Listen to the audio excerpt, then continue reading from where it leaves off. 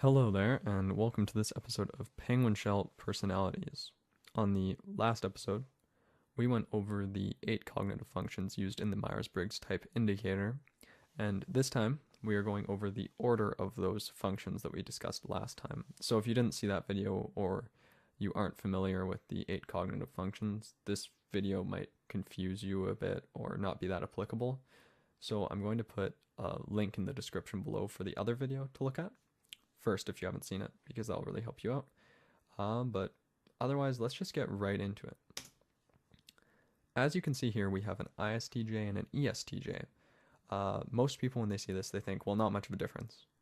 The only difference, really, one might logically deduce, is that one is an I, one is an E. Otherwise, they're STJs.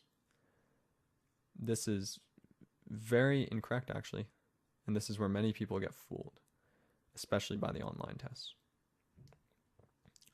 As you can see here, if we look at the top function of the ISTJ, it's introverted sensing. However, if we look at the top function of the ESTJ, it's extroverted thinking. Now, thinking and sensing are very different, and to have them at the top of the personality, obviously that makes a huge difference in how this personality works and thinks and goes through things and interacts with things.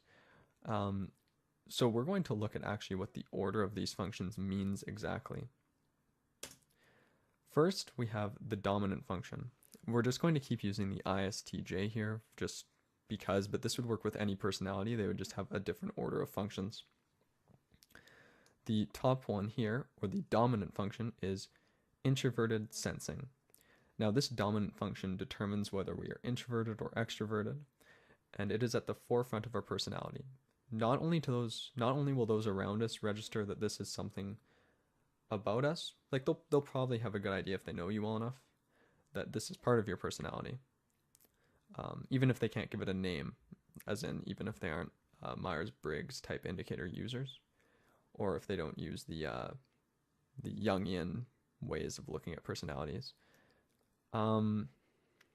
But yeah, it's at the forefront of our personality, this dominant one.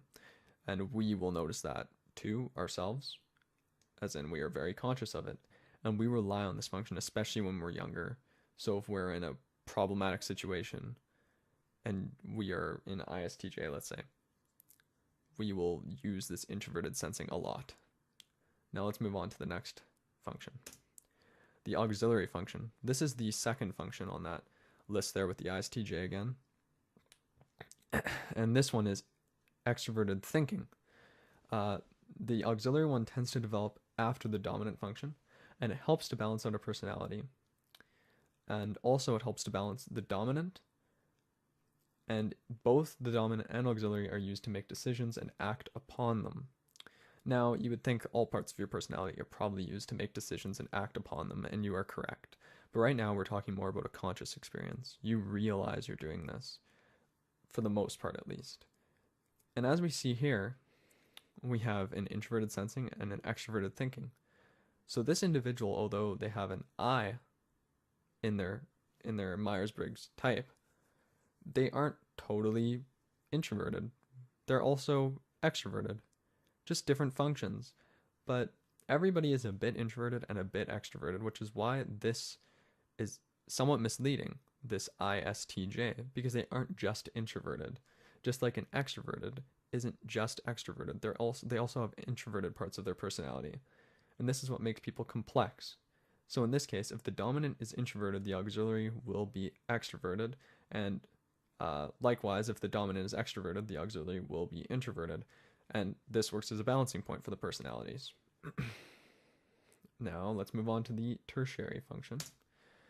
Now, this is the third function on the list. So for the ISTJ, this is introverted feeling. The tertiary function will be opposite to the auxiliary function. For example, if your auxiliary function is introverted feeling, or FI, then your tertiary function will be TE, or extroverted thinking. Now in this case with the ISTJ here, we see that the auxiliary function is extroverted thinking. So this means that the tertiary function is introverted feeling. This works for any personality, as in if a personality has their auxiliary one being extroverted sensing, the tertiary one will be introverted intuition. And development of this function usually comes later in life. So an ISTJ will first develop the sensing, then the thinking. They might come across as kind of unemotional. And these things develop due to a person's personal preference generally. So an ISTJ prefers sensing over intuition usually, and prefers thinking over feeling. This is what they choose to develop through the actions and the things they do in life. So if you have someone who, let's say, is an extroverted sensor, they'll probably do a lot of physical activities. I mean, that's a bit of a generalization, not all of them will, but generally that's a good part of it. That's a good indicator, and they will do that because they enjoy to, and thus they become good at it. And the better they become at it, the more they enjoy it, because usually people enjoy things that they're good at. And when the tertiary function is developed, it opens up all sorts of new opportunities in life. This just comes across as a logical thing. Obviously, someone who has more emotions and can empathize with people is better than someone who's like a robot and doesn't do that. And thinkers, contrary to popular belief, are usually not like robots. They have emotions just like anyone else. They're just below the thinking part of their personality, which is fine. Now we have the inferior function. So for the ISTJ, this is extroverted intuition.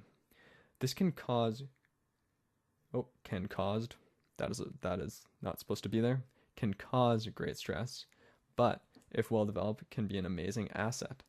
This one develops later in life, usually after the tertiary function. And it's called the inferior function because it can cause individuals to do things that they wouldn't normally do. This is kind of a personality panic button.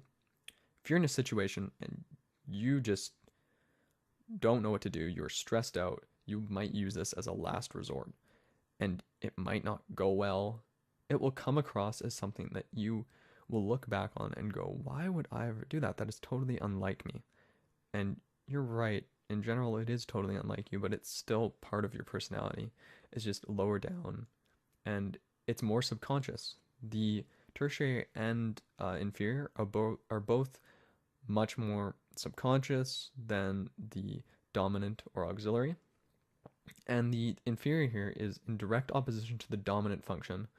So as we see here, the dominant one is introverted sensing.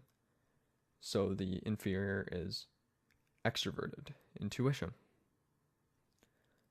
Now, if the dominant was extroverted sensing, the inferior would be introverted intuition. That it can work like that with any of the functions. And as you can see, this puts a whole other complexity into this, where you have parts of your personality that are constantly butting heads. They don't want to agree with each other. They don't necessarily get along horribly well. But if you do get them to get along, if you find a way to understand that this is part of your personality and use it, you can do a lot of great things with it, and it will really help you out in the long run. It can bring a whole new level of balance to a personality, and that's why the Myers-Briggs type indicator is actually quite useful. It's for this self-discovery and self-understanding, and that's what's important about it, and lots of the time people miss that. So now when we look at ISTJ or ESTJ, we should see something a lot different than when we first looked at it. And I mean, now in many ways it's quite self-explanatory. We see that this is with ESTJ, extroverted thinking is at the top of the personality, introverted sensing is auxiliary, extroverted intuition is tertiary, and introverted feeling is the inferior one. Whereas with the ISTJ, much different, as you can see right here. And there are many, many layers to this complexity, and this is why finding out your personality type is much different than just taking some quiz online that isolates every part and goes, well, you're either sensing or you're either sensing individual, or you're intuitive, or you're either thinking or you're feeling. You can't isolate the parts of your personality like that. The judging affects whether sensing or thinking is at the part of your personality.